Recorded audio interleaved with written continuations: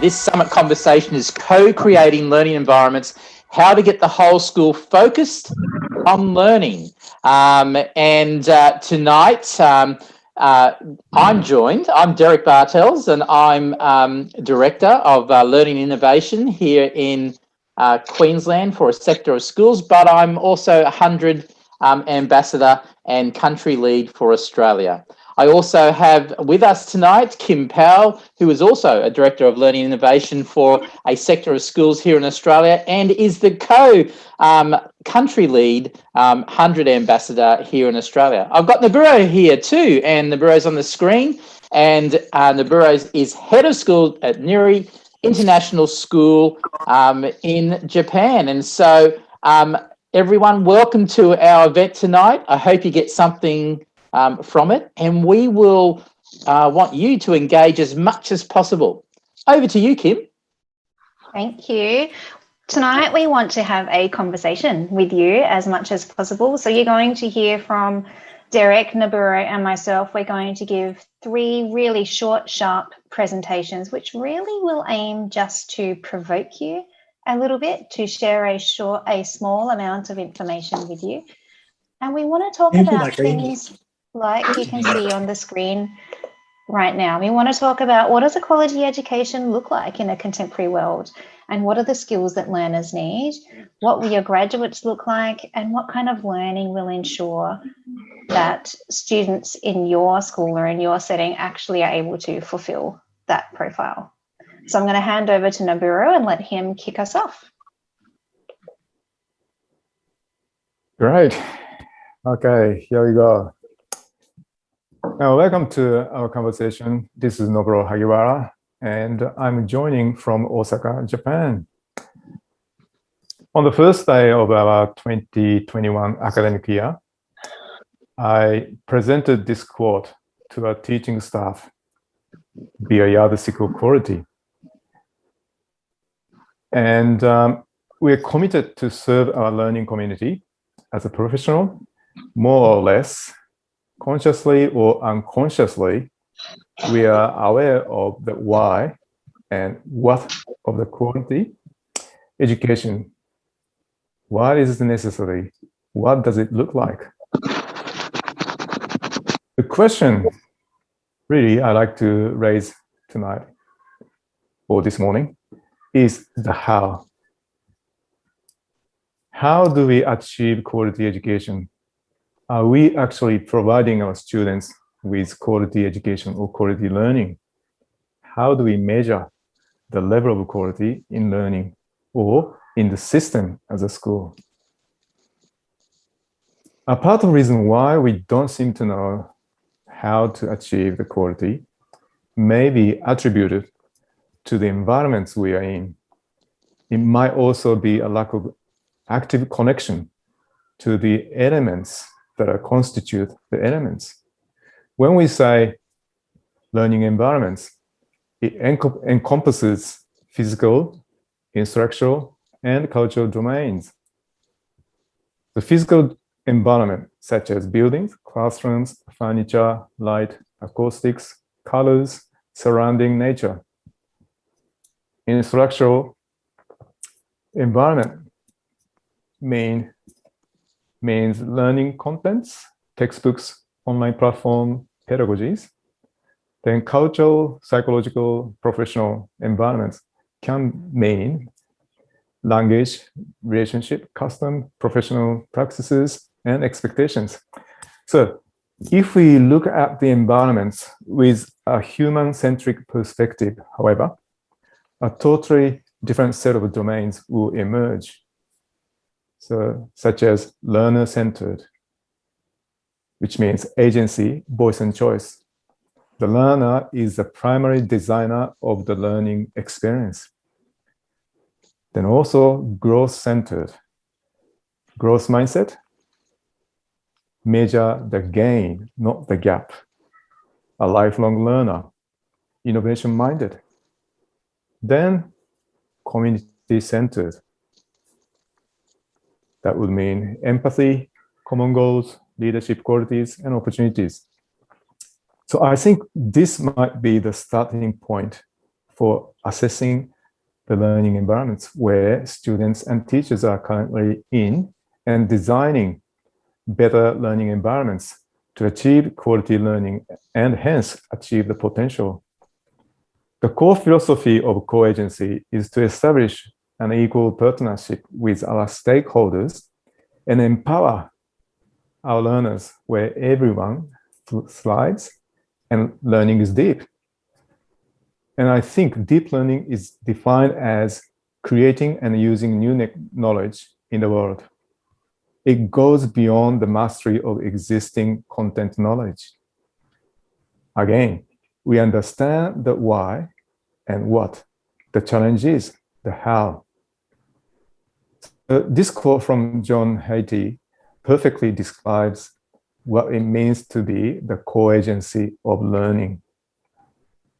Hattie says, when students become their own teachers, they exhibit the self-regulatory attributes that seem most desirable for learners, such as self-monitoring, self-evaluation, self-assessment, and self-teaching.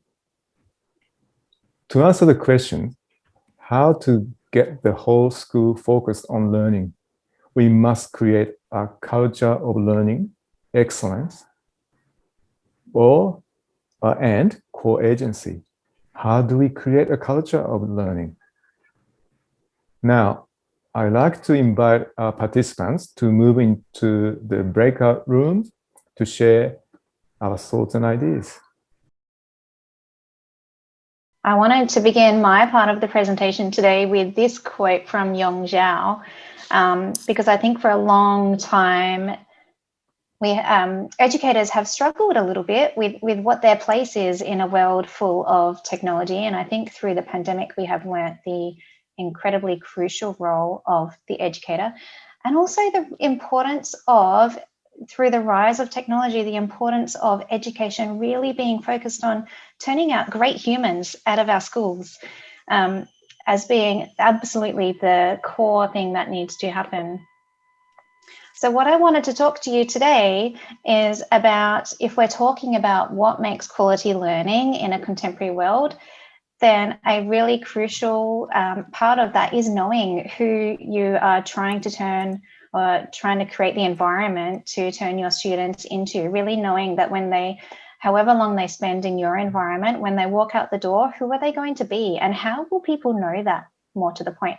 There are so many skills or values or attributes or characteristics, and sometimes they get called 21st century skills, sometimes they get called soft skills, and that's not what we're going to debate today, what the correct name for them is.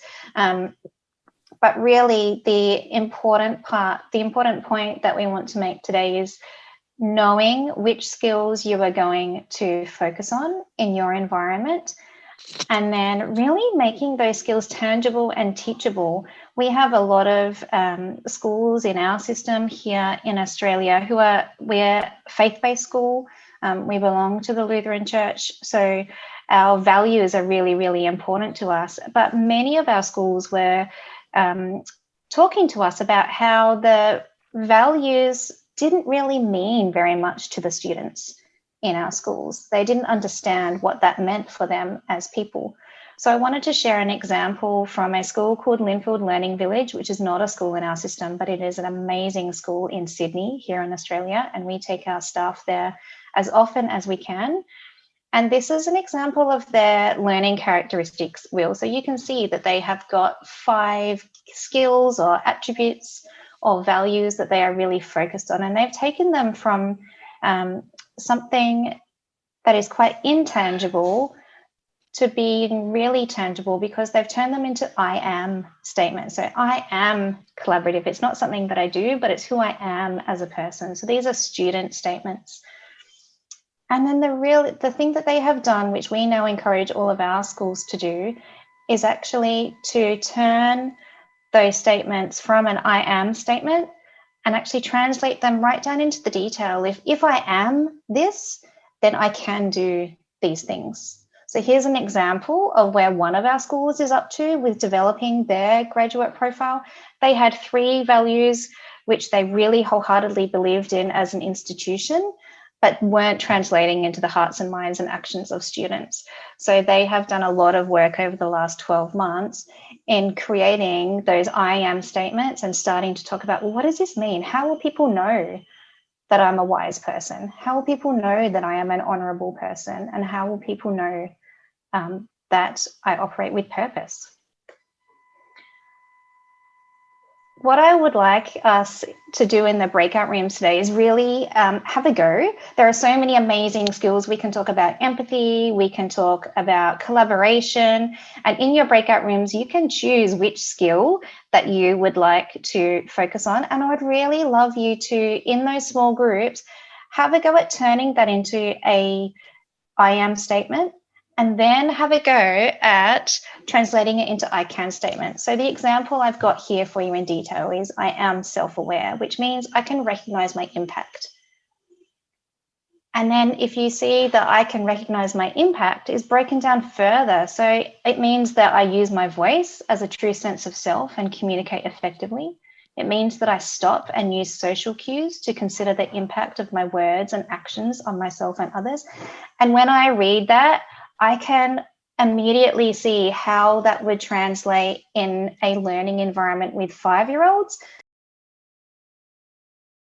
Guys, I'd like to take you through the next bit. And, you know, we've been flying through the culture of learning. We've been talking about those skills dispositions that we're requiring of graduates in a contemporary world. And here's a small quote about empathy. Empathy is so important today. It's touted as the most important contemporary skill that's required in today's world. Let's have a read of that.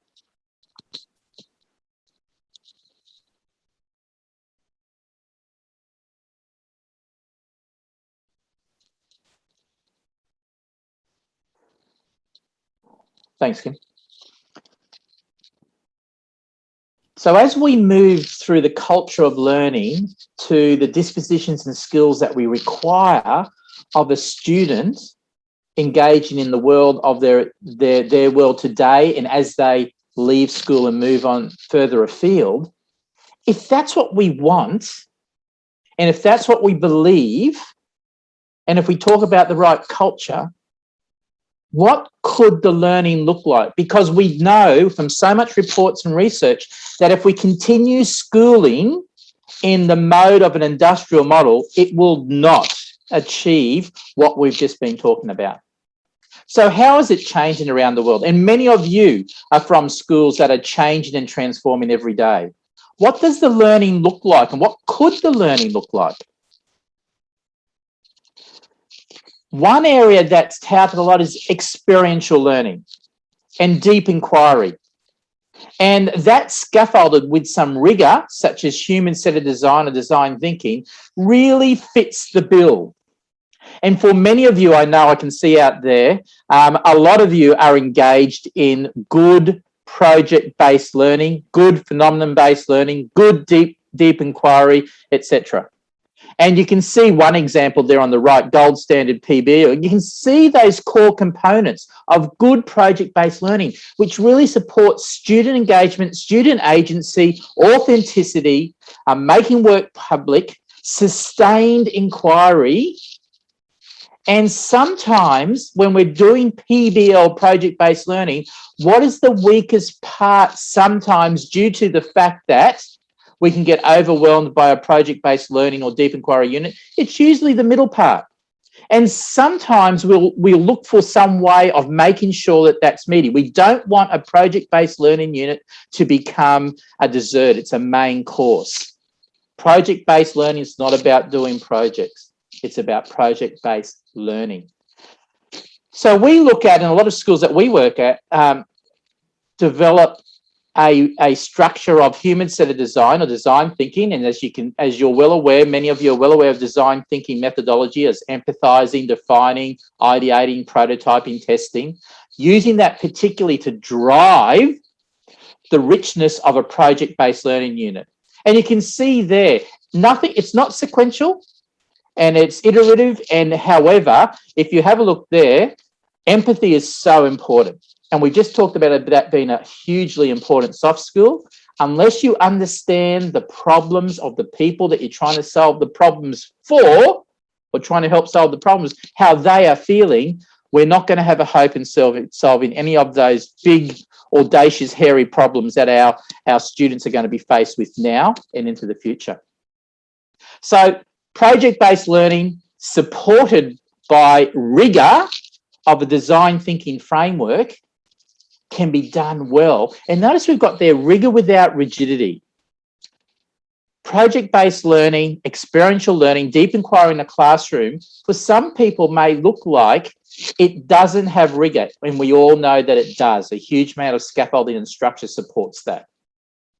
But what it doesn't do is make it rigid. It allows the agility to be able to allow students to be able to work, to display that student agency, for teachers to be able to take their learners through that whole cycle. What I'd like you to do on the next, we can go next slide, please. In your breakout groups, we want you to be able to think about today. Think about the whole, Noburo and Kim and myself, with a few of those points that we enabled you to engage with today. Think about that. Think about the big narrative of why this is all happening today. Why do we actually need to transform schooling across the world in a contemporary world? And I'd like you to go to your breakout rooms and think about something that you connected with. And it might be something that you already know and we've helped you reinforce it today, or it might have come out through the discussions. What new ideas that you've come across that which might extend and push your thinking? And what is now, and what is a challenge? What is something that you heard today that's probably maybe not sitting right with you at the moment, or you do agree with it, but it's going to be hard work, or you're still not sure about it? So let's think about something that you connected with, something that has extended your ideas, and something that's a bit of a challenge for you.